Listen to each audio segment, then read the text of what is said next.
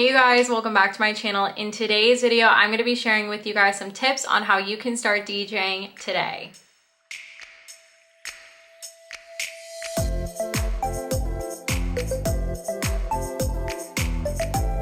For those that don't know me, my name is Aid. I'm a music festival content creator and I started DJing at the beginning of April. It was my little quarantine hobby and project. And I just released my first mix that I put together, my little DJ debut, if you will. I will link that down below if you guys want to go check out my first mix on SoundCloud. But I've been getting a lot of questions about how I started DJing, what program I use, what deck I use. So I thought I would put together a video with some tips and we'll talk about equipment, programs, music, all of that stuff in today's video. And if you guys like this video and you want to see more DJ content, feel free to give this video a thumbs up and comment any questions you have below. And we'll get into today's video. Today, I'm just gonna be talking through the basics of my equipment, what programs I use, how I get my music, all of that stuff. And then we can go into further detail in different videos of Serato, my deck, stuff like that if you guys are interested. So let me know if that's something you guys would like to see and we'll definitely do more videos on it. I'm gonna be mentioning a lot of products, so I will link those all down below in the description box if you guys want to check those out. And I will also have a blog post with all of my equipment and stuff listed, so if you wanna just bookmark that for a quick reference, you can do that too. To start, I'll talk about my equipment. So the deck I have is the Pioneer DDJ SB3. Yeah, it's the SB3. I got that off a follower on Twitter. She was selling hers for $170, but they run around $250. You can get it off Amazon, Guitar Center, one of those places. And mine came branded with Serato, so I'll talk a little bit more about that. But this is a DJ controller that is a beginner for a lot of people, and it's probably one of the best decks that you can get as a beginner from what I've heard. If you're not ready to make that kind of investment, I know that there might be some smaller controllers that you can kind of get a feel for it. If you want to look on Amazon, we were able to get this deck and I think it was a really great start. And so my boyfriend and I have been learning together. So we are actually going to be looking into potentially getting another deck because we wanted to just make sure that we actually like doing it and then we'll invest more. And we really found that we love DJing and being able to throw our own sets together and stuff. So I think he's gonna invest in the next deck that he wants, which I think is gonna be around $1,000, I want to say. I don't remember which one he wants to get exactly, but it's one of those ones that has 4 channels and stuff like that. To start, I really do recommend the DDJ SB3. I have absolutely loved learning on it, and I think it's a really great starter deck for anyone wanting to learn. As for headphones, I honestly just have some old Beats by Dre headphones that I got like forever ago. I think I got them in college or something, and those have been really great just to learn and get the hang of DJing and everything like that. I don't really know if headphones make too much of a difference except for like maybe quality of the music coming through. You are going to want to get some headphones because with a 2-channel deck, you're going to want to have the headphones plugged in. That way you can be able to hear the next song coming and where you want to bring that song in and out and everything like that. So getting a solid pair of headphones is really great. I already have those Beats by Dre. I did purchase these headphones off Amazon though recently for my podcast, and I just tested them out while DJing and I really liked them. So I will link those down below for you guys. I think they were like 40 bucks, I want to say, or something. But really nice quality and you don't have to break the bank or anything like that. And I really like those headphones. As for speakers, so you're going to want to get studio monitor speakers is what they're called, where you have a left and a right and you're able to plug it into the deck. My boyfriend found KRK speakers, which is probably the most popular types of studio monitors. He got those off someone on Facebook. I think they're the size 5. Those run pretty expensively, I'm not gonna lie.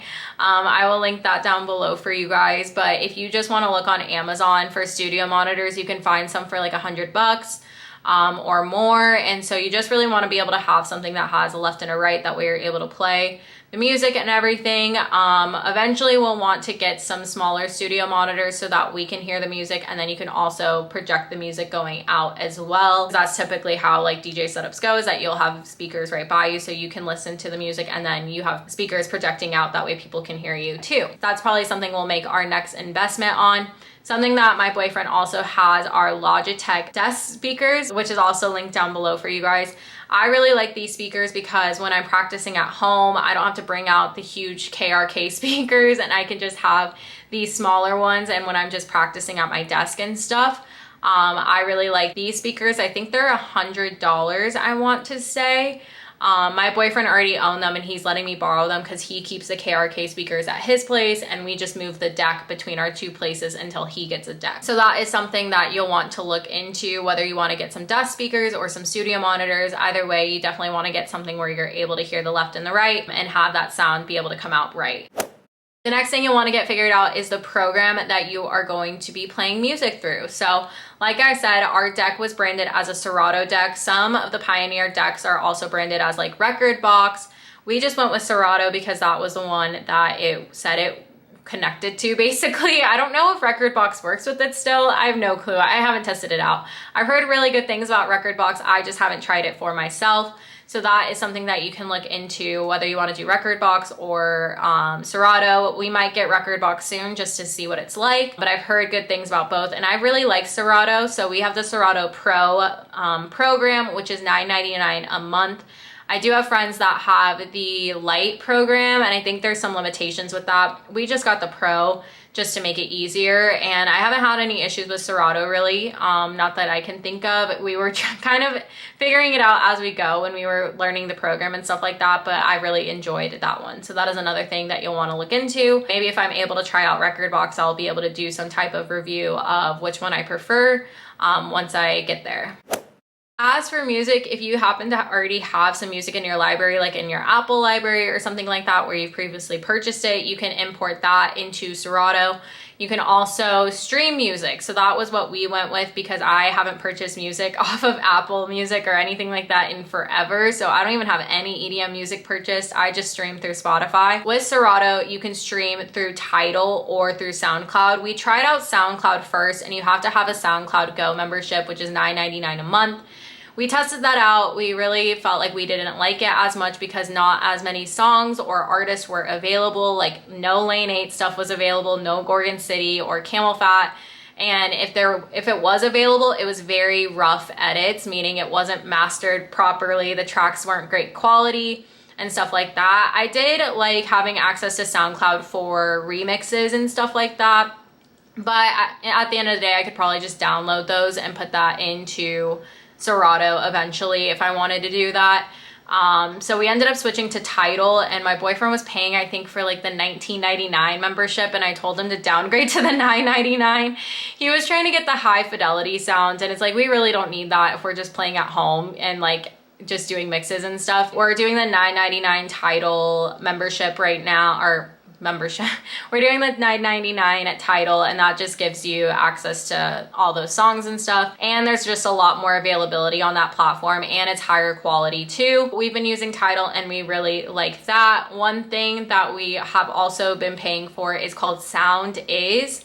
We're paying $3.99 a month, I think, for this one, and it basically helps you sync your Spotify playlist to your Tidal playlist. For me, because I'm listening to Spotify all day, every day, I have so many playlists and so many things that I just put together and stuff. And so I wanted to be able to have access to that music in Tidal. So what we were able to do is create some syncs. So anytime, I think every day that playlist refreshes in Tidal. So anytime we go to Serato, that playlist is ready to go, and we're able to use songs that we recently just discovered and sound and stuff like that. So if you're wanting to be able to have access to songs that you really like because you use Spotify or Apple Music or whatever, you would be able to use it through that platform and get it into Tidal and do that. So that's something that we found is really helpful. That way we're not having to recreate our playlist in Tidal, and something is able to automate that for us. Another thing I will mention with Tidal is that when we were doing the high fidelity plan, which was like the $19.99 a month or something, the songs did take a lot longer to load. So because we're streaming it, we have to be connected to Wi-Fi and everything like that, and the songs would take a little bit longer to load, so that wasn't ideal really. And then when you are ready to purchase music, because the one thing with the streaming services is that you cannot record a set while using Tidal or SoundCloud. You have to own the music to be able to record a set in Serato. So whenever you want to get to that point, just make sure you really like those songs and that you want to purchase them. It's always good to just start building up your library as well. So I used Beatport to purchase music. If you guys use something else, please let me know. I just have heard a lot about Beatport, so I used that when making my first mix. I found the set list that I really liked and the songs I really liked, and then once I was good to go, then I went and purchased They can range from like $1.29 to more depending on the song or the artist. But I felt like that was a really good process because you purchase the songs and then you download Beatport to your computer, and then you're able to download the songs that way and then import it into Serato. So that's something to think about when you want to get to that point and start building up your music library that way. The next thing I'm gonna briefly touch on are some basics to learn. So I just recently saw Alice in Wonderland come out with a tutorial series on how to DJ for beginners that I highly recommend you guys check out and watch. I even learned some new stuff. I watched a lot of YouTube tutorials when I first started learning, and honestly, you're just gonna wanna mess around, sit with the deck and just mess around with it. Press the different buttons and functions and see how things work just so you can get an understanding of it. I can watch so many tutorial videos, but I really have to be hands-on to learn something. So that is just how I learn, and that might be similar for you. So I recommend just getting comfortable with the deck and just knowing the ins and outs of what that deck does and what each button does and everything like that. One thing that Alice in Wonderland said that really stuck with me is to select songs that you know very, very well. Like, you know the ins and outs of that song, and have a couple of those in a playlist. That way you can just practice back and forth, like transitions between two songs that you know really well, and get really good at that. And then you can start mixing more and more songs together. That's something we didn't do. We honestly just kind of like messed around with a bunch of songs, but I think that's something that's super helpful just so you can get an understanding of songs and how songs flow and things like that. So some of the basics that you're gonna want to get comfortable with is beat matching. There's a sync button that allows you to beat match automatically, but you're gonna wanna learn how to beat match. So that is if two songs are at different BPMs, which is beats per minute, so like 126 and 122, you're gonna wanna get them to be the same BPM. That way you can smoothly transition between the two songs. So that is something that you'll want to start figuring out. From there, you'll also want to get familiar with the EQ buttons. And so with the EQs, that controls the mids, the lows, and the highs. So that is something that can also really help with your transitions and whatnot. So that's something that you'll want to get comfortable with. The cue button and cue points are really great because it helps you figure out parts of the song that you want to transition into, transition out of, and everything like that. So that's something that I found a really helpful tutorial on cue points that I will link down below for you guys, that really helped me visualize what the benefit of cue points is and everything. Because at first the cue button, I was like, what is this thing for? Like, this doesn't make sense to me. But also Alice in Wonderland talks about cue points really well. So you should definitely check out that video too. And then the last thing that you'll want to start getting an idea of, it's okay if you have no musical background or music theory experience or anything like that, but you'll notice in Serato when certain songs are under a certain key. So it'll say like 1A, 1B, 10A, I think it goes up to 13. Those keys are really important just because it's good to know when certain songs are in the same key, because those songs might be really good to transition between. If they're really close in a number, so you have like a 2A and a 3A, those also might be really good songs to transition from. You don't have to do that. You can transition from like an 8A to a 12A or whatever, as long as you are able to pull off the transition and everything. But I just find that really easy to be able to kind of make for a more flow of a story with that mix when things are in the same key. For my mix, I pretty much went all over the place, but there'd be like 4 or 5 songs that were in the same key or close to each other in key. So that's just something to think about when you're choosing what songs you want to mix together. Look at the BPM, look at the key and stuff like that. Like I said, with the basics, I can go way more in depth on tutorials and stuff, but those are the stuff that I really focused on, was BPM and beat matching and keys and stuff like that, and then getting familiar with the EQ buttons. And then you can start looking at effects and filters and stuff like that. That's what I'm getting into now, just to have more interesting transitions, because now I know how to transition between 2 songs pretty well. But now what else could I do to make it interesting? You know, could I set a loop on to auto repeat really quick this one part? Or can I do some type of filter on it or effect on it to make it sound really good as I transition from one song to the next? So that's something else that you can also work towards, similarly how I am right now. Okay, and then the last thing I will talk about that I can go further in depth in is planning a set or a mix. So this is something that I really wanted to do, was to figure out how to put together a set, how to put together a mix. I can do a whole separate video on this, and you can check out my behind the scenes vlog that I just posted about my mix, so you can see how it all came together, from choosing the songs figuring out the flow, purchasing the music, setting cue points, all that stuff. I can go more in depth, but once you get to that point, it's really fun to just put songs together that you really love and tell a story with it and just have fun with it, you know? So that's something that can be coming later down the road for me to talk about.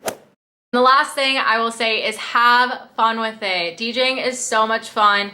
I was taking it so seriously at the beginning. I take everything seriously, I just realized like this is something really fun for me. I have been a fan of music for so long, and I played instruments when I was younger. So it's really cool that I've been able to express myself in a new way with DJing and just learn how DJing works and what makes a good set, what makes a good mix, and everything like that. It's been really fun for me. So I hope this video is helpful for you guys. So just don't forget to just have fun with it at the end of the day. Don't take yourself so seriously. If this is something you want to seriously pursue, it makes it a lot easier on yourself if you have fun with it along the way. You know what I mean? So just have fun with it. Enjoy the process. Don't get so frustrated and just keep going and be willing to learn and everything like that. I started this journey and I'm definitely not getting off this journey for a while. Because I've absolutely loved it. It's brought me so much joy in quarantine, and I didn't really think that I would be learning how to DJ in 2020, but here we are, and it's been super amazing and super fun. That is it for today's video. I hope you guys enjoyed it and got to learn a little bit more about DJing. Like I said, it's been super fun for me to learn, so I hope this video helped you out if you have been thinking about learning how to DJ and whatnot. If you guys have any questions, feel free to comment it down below. Like I said, more videos to come on this. I have so many ideas, and I just want to help everyone out because I think it's a really fun way to express yourself and to get creative and stuff. And if you're a fan of EDM and everything, it's so fun to just put together some songs and whatnot and throw down a little house party and in your own apartment and stuff, you know? So let me know what you guys thought about this video. Give this video a thumbs up, hit that subscribe button to vibe with me. I linked everything down below for you guys for some more information on DJing and stuff. So there will definitely be more videos to come and whatnot. But I hope you guys enjoyed this video, and I hope you're staying safe and healthy out there. I love you guys, and I will see you in the next one. Bye.